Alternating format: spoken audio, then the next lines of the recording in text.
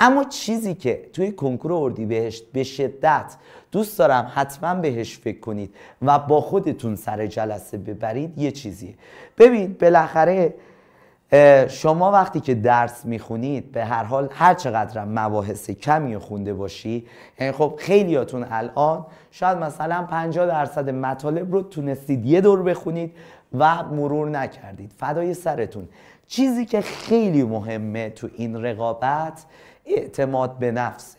شاید باورتون نشه، یکی از مثلا همیشه از من میپرسن، حالا ما هم به اونجا جای خاصی نرسیدیم، مثلا همیشه از من میپرسن سال کنکور چی شد که تونستی؟ یکی از دلایل بزرگی که خیلی کمکم کرد بتونم اعتماد به نفس بود، هرچند کاذب. یعنی وقتی که من شروع کردم به درس خوندن، خب یعنی یه آدمی که معدلش 13 بوده، مثلا 16 آبان شروع کرده، 3 سال ترک تحصیل بوده، خیلی از فضای درس دور بوده، مشاورم میگفت که تو اصلا قبول نمیشی، شاید پرستاری بین الملل.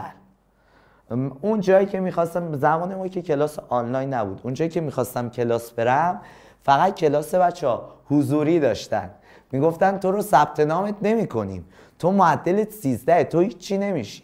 یعنی میخوام بهتون بگم چه فشاری به من تحمیل میشده و من چطوری تونستم از پس این فشار بر بیام و بهترین نتیجه رو بگیرم.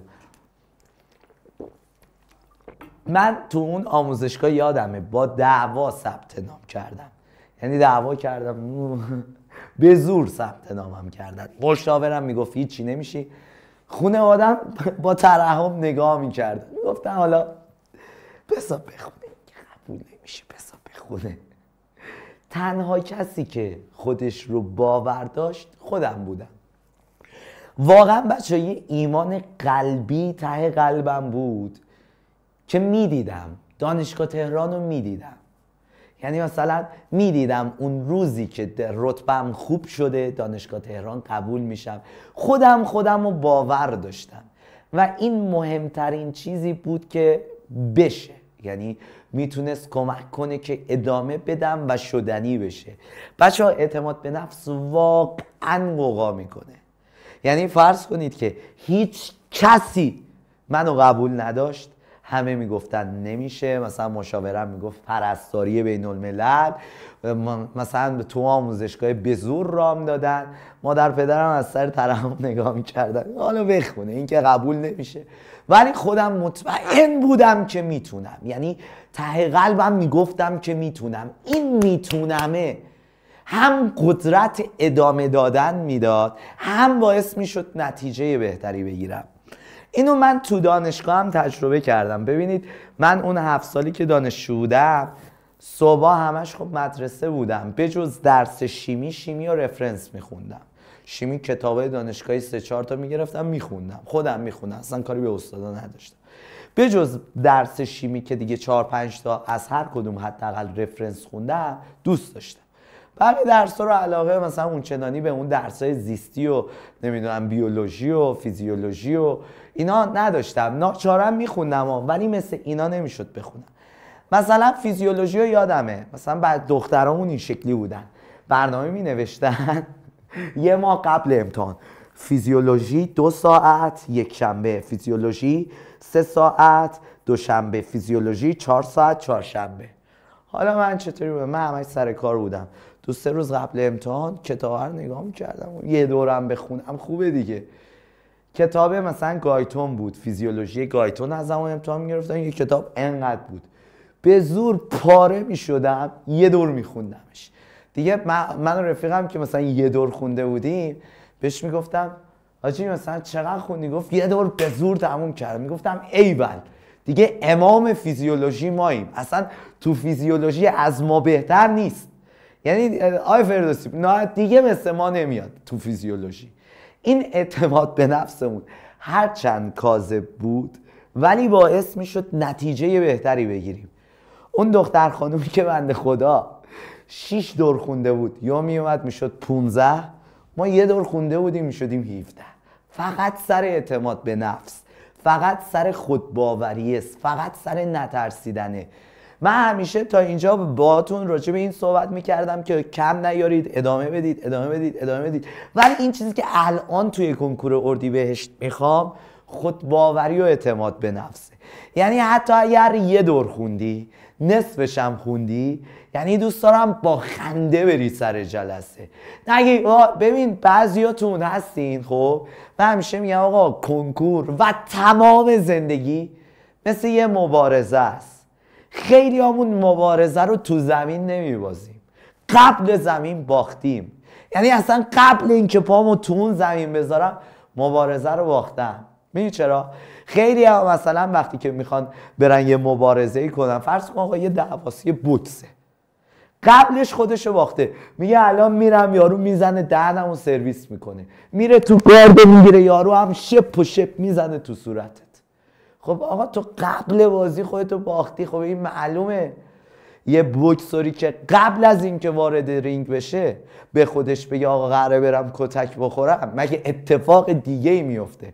میره تو گارد میبنده مثل سگ کتک میخوره. این بدترین نوع بازی کردنه.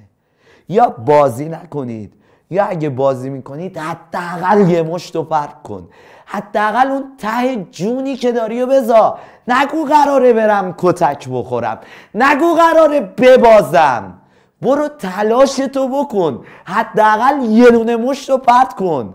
کسی که با فکر باخت نره بره بگه حالا یه دونه هم بزنم، یه دونه است، یه دونه رو بزنه، شاید اگر اون یه دونه رو بزنه تو سر طرف یارو تا آخر گیج باشه، تا آخر بزنه.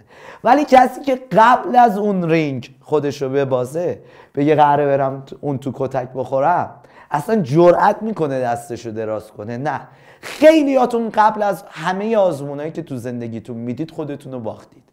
میری قلمچی بدی، میگه آقا من دارم میرم برینم. خب میری و آزمون رو میرینی دیگه، اتفاق دیگه ای نمیفته که. تو ترسیدی، تو قبل از اینکه وارد رینگ بشی خودتو باختی. تو اصلا دستتو دراز نمی‌کنی یه سوال حل کنی، تو به خودت گفتی آقا دارم میرم برینم. خب میری میرینی. یعنی خیلیاتون قلمچیایی که دادین اون چیزی که خواستین نشده، سنجش دادین اون چیزی که خواستین نشده، به خاطر بلد نبودن نبوده، به خاطر این بوده قبل از اینکه وارد رینگ بشین گفتین آقا من قرار برم کتک بخورم. بابا این رویه بازنده رو بریز دور، این رویه بازنده رو بریز دور. واقعا میگم اعتماد به نفس کاذب و خودباوری معجزه میکنه. من رفیق صمیم محمد خدا شاهده به محمد میگفتم مثلا 2 روز قبل امتحان من چند صفحه خوندیم، میگفت یه صفحه، میگفتم من هیچ نخوندم، میخونیمش. 2 روز میخوندیم، 2 روز صبح تا شب بیدار بودیم، شبی جنازه میشدیم، یه دور تموم میشد. محمد امام فیزیولوژی، ما دیگه اصلا فیزیولوژی مثل ما نمیاد، بهترین عمل کردمون رو داشتیم، نمرمون توپ به توپ میشد، هیچ وقت هم خرخوندم بودیم. و ببین خیلی از جاهای زندگی من یعنی همین بوده. من مثلا با یه آقای تنیس بازی میکنم، توپ میزنم، پرویز. همیشه از پرویز میترسیدم، همیشه میگفتم آقا الان میرم دوباره این پرویز میبازم. 6-1 گفتم بابا یه بار بذار کنار این حرفو. امروز میرم مثل یه گلادیاتور تا جایی که جون دارم میجنگم با پرویز. خب همین اتفاق تازه افتاده، همین پریشب داشتم با پرویز بازی میکردم، به گفتم آقا میخوام برم مثل یه گلادیاتور تا جایی که جون دارم بجنگم با پرویز. باورتون نمیشه 6-5 بردمش. یعنی ببین چقدر اعتماد به نفس مهمه. یعنی مهمتر از تمام این سواد و تمام این درسی که بهتون دادم توی آزمون کنکور اردیبهشت، خودباوری و اعتماد به نفس، هر چند کاذب که بتونی از ببین میگن یه کتابی هست، یه کتاب نوروساینس فکر کنم اسمش کندله، میگه آدما یه IQ مطلق ندارن. مثلا من نمیتونم بگم آقا IQ مثلا 162 مطلقه، من یه بازه IQ دارم. مثلا IQ من مثلا میتونه از 120 باشه تا 180. این که از کجای این IQ استفاده کنم بستگی به اعتماد به نفسم داره. اگه اعتماد به نفسم زیاد باشه از حد اکثر IQ استفاده میکنم. اگر اعتماد به نفسم کم باشه از کمترین آیکیوم استفاده میکنم. دیگه ببین علم اعصاب جدید دیگه کتابای پزشکی نوشتن، دیگه نمیگه آقا آیکیو مثلا آیکیو یک شخص 162، نه، بستگی داره چقدر اعتماد به نفس داشته باشه. وقتی اعتماد به نفسش زیاده از آیکیو زیادش استفاده میکنه، وقتی اعتماد به نفسش کمه از آیکیو کمش استفاده میکنه. پس ببین هر اتفاقی که تا الان افتاده، نمیدونم این کارو میگن اینا همه رو بریز دور، میخوام فردا حالت خوب باشه، بگی آقا من که تا این کنکورم، من که تا این روز کنکورم تمام تلاشمو کردم، فردام تونستی هر چقدر تونستی، حفظی مفسی زیستی، فرمول فیزیکی، اون جای شیمی که اسم میکنی یاد رفته، یه نگاهی بنداز، بیکار نباش. نگو روز آخر میخوام یوگا کنم، بیکار باشی فکر و خیال دیوونت میکنه. یه درسی بخون بیکار نباشی، یه نیم ساعت یه پیاده روی هم بکن، شب راحت‌تر خوابت ببره. ولی دارم اینو میگم تو دیگه آقا تا الان تلاشتو کردی، اینکه بعدن چی میخواد بشه بریز دور، اینکه قبلا چی شده بریز دور، فردا با آرامش باش. و من میخوام سر جلسه کنکور یه بار یه آزمونتو با لبخند بری، بگی حاجی من امامشم، حتی اگر نصفشو خوندی آقا من امام نصفشم، میرم نصفشو میزنم میترکونم جر میدم میام. بعد اصلا برای خودتون لیمیت هم نذارید، بگو من امامشم، میخوام برم از هر چی که توانایی دارم برای یه بارم که شده تو عمرم با تمام جون و دلم بجنگم و استفاده کنم. با اعتماد به نفس مثبت، با من مثبت. نگو قراره برم یه آزمونم خراب کنم، بگو قراره برم بهترین آزمون عمرمو بدم. من یادمه روز کنکورم انقدر سرحال بودم، خوشحال بودم، یعنی مثلا ببین منم مبحث نخونده داشتم و منم نرسم مرور کنم داشتم و ولی نمیخواستم اون نشدن ها به هم غلبه کنه. وقتی رو به جلسه قدم میزدم زمین زیر پا میلرزید، خدا رو بنده نبودم، گفتم با خودم شاید مثلا کلا نصف بقیه هم درس نخونده بودم، یه سال درس خونده بودم و منم مبحث نخونده داشتم، منم مبحث مرور نکرده داشتم. یعنی مثلا دوست داشتم یه هفته به من وقت بیشتر بدم، مثلا فلان فصل زیست رو مرور کنم، فلان فصل شیمی بخونم، منم اینا رو داشتم. یعنی مثلا تو درس زیست مرور نکرده داشتم، توی چه میدونم فیزیک مثلا توی ریاضی یه سری مبحثا رو فقط مثلا در حد سوالای کنکور حل کرده بودم، منم تمام کمال سر جلسه نمیرفتم، ولی اعتماد به نفسم خدا رو بنده نبودم، میخواستم برم همه رو صد بزنم، میخواستم برم جر و واجر کنم آزمونو. روحیه مثبت به آزمون، اعتماد به نفس، خودباوری، ببین هر چی که هستی اگر واقعا این کلمه ای نه من خوبم، نه، خودت باور کنی چیت کمه، یعنی چه تفاوتی با بقیه داری که خودتو باور نداری، چه تفاوت، چیت که هیچ چیت کم نیست. ولی اگر اعتماد به نفس تو زنده کنی، روحیت رو خوب کنی، با اعتماد به نفس مثبت، با اعتماد به نفسی که من میتونم قراره بیام تو رینگ جرش بدم، بری تو رینگ، بهت قول میدم هر درصدی الان هستی 30 تا بذاری روش. یعنی اینقدر اعتماد به نفس تأثیر گذاره و این روحیه که آی باید این کارو میکردم چه بری زور. هر کاری که کردی میخوام سر جلسه کنکور اردیبهشت با خنده، با حال خوب، با اعتماد به نفس، با خود باوری بری بهترین آزمون عمرتو بدی، بری با تمام جون و دلت تلاش کنی که بتونی از اون حد اکثر آیکیوت استفاده کنی، که بتونی مثل من که یه دور خونده بودم میگفتم امامم بهترین نتیجه تو بگیری. و این برام خیلی مهمه. بچه‌ها کنکور اردیبهشت یادتون باشه اصلا ربطی به این نداره که همه رو خونده باشید، مرور کرده باشید، خیلی مثلا اینطوری باشید، نه. 2 تا فاکتور تو کنکور اردیبهشت به شدت اثرگذاره.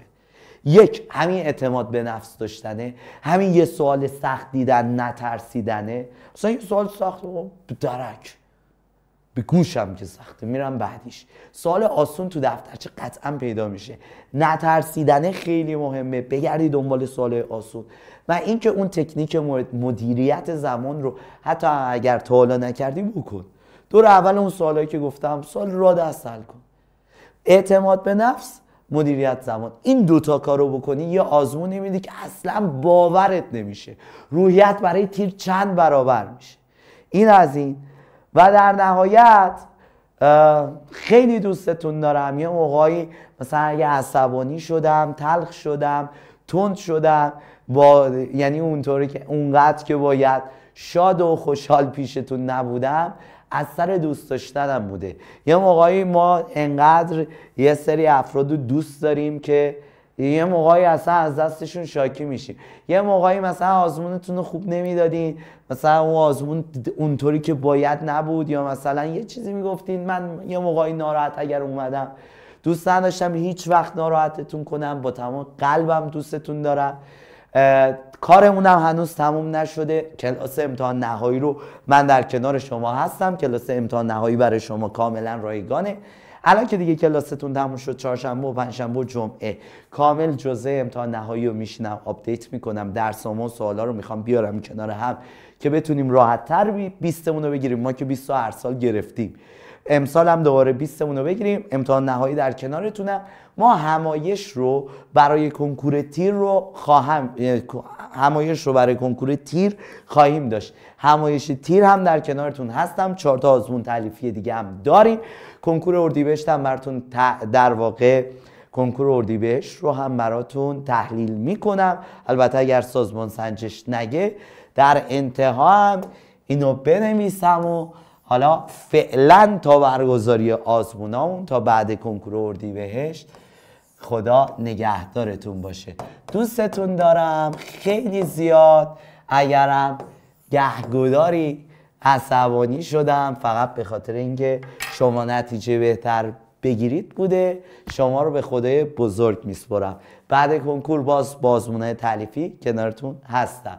هر کمی و کاستی هم داشتیم ببخشید. من تمام تلاشمو براتون کردم. دوستتون دارم. خدایا رو نگهدارتون.